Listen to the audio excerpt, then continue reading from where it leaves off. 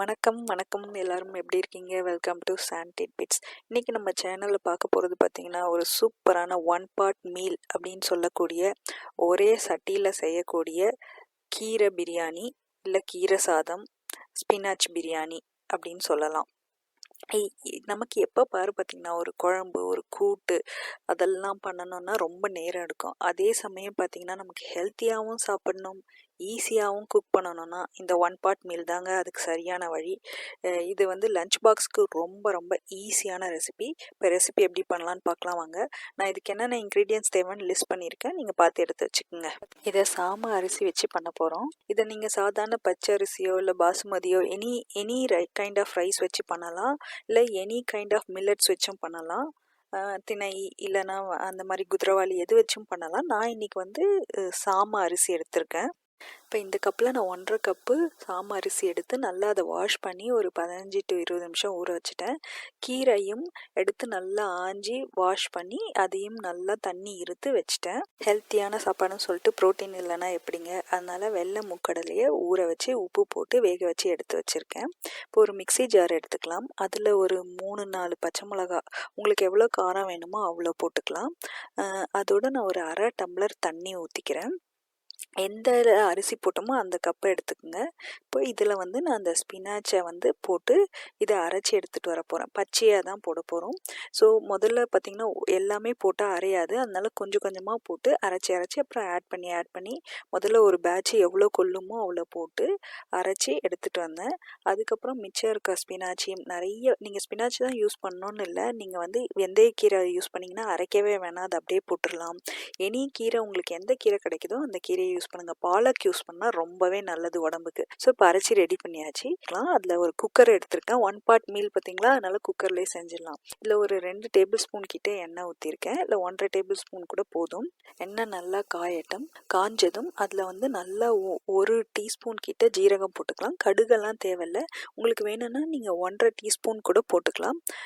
ஜீரகம் நல்லா பொரிஞ்சதும் நல்லா ஒரு வெங்காயம், ஒரு அமெரிக்கன் சைஸில் சின்ன வெங்காயம் 1, இல்லைனா இந்தியன் சைஸ்னால் ஒரு 1.5 ஆனியன் நல்லா அதை நீல வாக்கில் கட் பண்ணி அதையும் போட்டு வதக்கிக்கலாம்.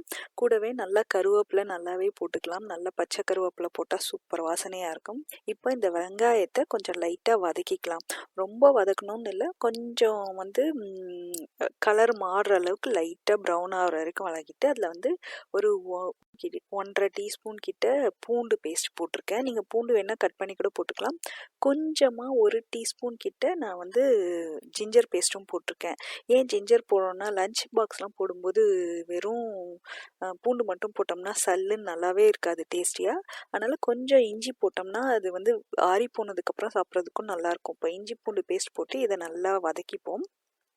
இப்போ வந்து நான் அதில் வந்து ஒரு சின்ன 1/4 டீஸ்பூன் அளவுக்கு கரம் மசாலாவும், திரும்பவும் உங்களுக்கு வேணும் நல்லா வந்து ஜீரக ஃப்ளேவர் வேணும்னா ஒரு 1/2 டீஸ்பூன் ஜீரக பொடியும் போட்டுக்கலாம். எனக்கு வந்து இந்த கீரையும் ஜீரகமும் ஃப்ளேவர் ரொம்ப பிடிக்கும், அதனால் அதை போட்டுட்டு இப்போ அரைச்சி வச்சோம் இல்லையா கீரை, அதையும் இதில் போட்டுக்கலாம். ரொம்ப வதக்கணும் அப்படின்லாம் இல்லை, சும்மா அந்த வெங்காயம் மிக்ஸ் ஆகிற அளவுக்கு. இப்போ தண்ணி அளந்து ஊற்றிக்கலாம். அரிசி எதில் போட்டோமோ அதுலேயே அளந்து தண்ணி ஊற்றணும். நான் வந்து 1க்கு 1.5 கப் ஊற்றிருக்கேன். நீங்கள் கொஞ்சம் ஜாஸ்தியாக ஊற்றலாம். நீங்கள் 2 ஊற்றுனா அப்புறம் ரொம்ப களி மாதிரி ஆகிடும். ஆறுனோடனே சாப்பிட்றதுக்கு ரொம்ப கஷ்டமாக இருக்கும். நான் தண்ணியை வந்து அளந்து நம்ம மிக்ஸி அரைச்சோம் இல்லையா அதையும் நான் வாஷ் பண்ணி ஊற்றிக்கிட்டேன். நீங்கள் தண்ணி ஊற்றும்போது கவனமாக ஊற்றுங்க. நம்ம வந்து கீரை அரைக்கும் போது ஒரு 1/2 கப்பு ஊற்றிருக்கோம். ஸோ அதையும் கணக்கில் எடுத்து அளந்து ஊற்றுங்க. நான் இப்போ எனக்கு வந்து ஒரு 2.25 கப்பு தண்ணி வேணும், நான் ஒரு 2.5 கப்பு ஊற்றிருக்கேன். ஸோ கணக்கு சரியாக இருக்கணுங்க. கணக்கு தப்பாக போச்சுன்னா சாப்பாடு சொதப்பிடும். ஸோ நமக்கு இல்லைன்னா அப்படியே குழஞ்சி போய் ஒரு மாதிரி நல்லா இருக்காது. பிரியாணி மாதிரி வேணும்னா அப்படி தான் இருக்கும். இப்போ இதை பார்த்திங்கன்னா உப்பு போட்டுக்குங்க. உப்பு எவ்வளோ வேணும், காரம் வேணுன்னா கூட இன்னும் கொஞ்சம் மிளகாத்தூள் வேணும்னா போட்டுக்கலாம். ஆனால் நமக்கு தேவையில்லை. இப்போ இது நல்லா கொதிக்கட்டும். இது கொதித்ததும் நல்லா ஊற வச்ச அந்த சாம அரிசியை தண்ணி இருத்துட்டு இதில் ஆட் பண்ணிக்கலாம். தண்ணியோடு போட்டுறாதீங்க. கொஞ்சம் நல்லா இருக்காது. கொஞ்சம் பிரியாணி மாதிரி உதிரி உதிரியாக இருந்தால் நமக்கு லஞ்ச் பாக்ஸ்க்கு ரொம்பவே நல்லாயிருக்கும். பிரியாணி மாதிரி நல்லாயிருக்கும்.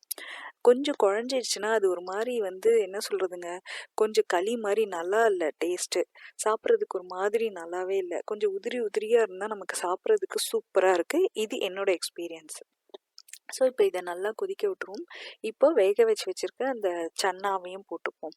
வெள்ளை மூக்கடலை அதையும் போட்டுட்டு, நீங்கள் வெள்ளை மூக்கடலைலாம் இல்லை, இந்த டைமில் பன்னீர் கூட ஆட் பண்ணிக்கலாம், இல்லை எனி கடலை எது வேணாலும் ஒன்று. ஆனால் வெள்ளை மூக்கடலை போட்டால் செம்ம டேஸ்டியாக இருக்கும். ஸோ இதை போட்டுட்டு இப்போ இது ஒரு கொதி வரட்டும்.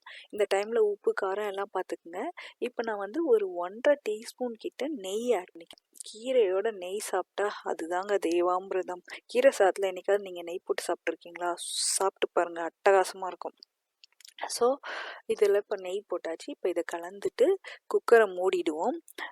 ஆஸ் யூஷுவல் நம்ம பிரியாணி வேக வைக்கிற டெக்னிக் தாங்க. விசிலை போட்டுட்டு மீடியமில் வச்சு ஒரு 5 நிமிஷம், அதுக்கப்புறம் 5 நிமிஷம் கழிச்சு, இல்லை விசில் வந்துட்டாலும் ஓகே, சிம்மில் வச்சு ஒரு 8 to 9 நிமிஷம் சிம்மில் வச்சு விட்டுருவோம். அவ்வளோதாங்க. இது முடிஞ்சதுக்கப்புறம் ஒரு 10 நிமிஷம் 15 நிமிஷம் டீப்ரெஷரைஸ் ஆனதுக்கப்புறம் திறந்தோம்னா நம்ம சூப்பரான கீரை பிரியாணி ரெடி. பார்த்தீங்களா எப்படி உதிரி உதிரியாக இருக்குது. It's a very good dish for lunch பாக்ஸுங்க. நமக்கு 1 பார்ட் மீல், வேலை மிச்சம், ஹெல்த்தியும், வெஜிடபிளும் அதிலே இருக்குது. ஹோப்ஃபுல்லி இந்த ரெசிபி நீங்கள் வீட்டில் செஞ்சு பார்ப்பீங்கன்னு நினைக்கிறேன். உங்களுக்கு இந்த ரெசிபி பிடிச்சிருந்துச்சுன்னா லைக் பண்ணுங்கள், ஷேர் பண்ணுங்கள். சப்ஸ்கிரைப் பண்ணாட்டி அந்த சப்ஸ்கிரைப் பட்டனை மறக்காமல் தட்டி விட்டுட்டு போங்க.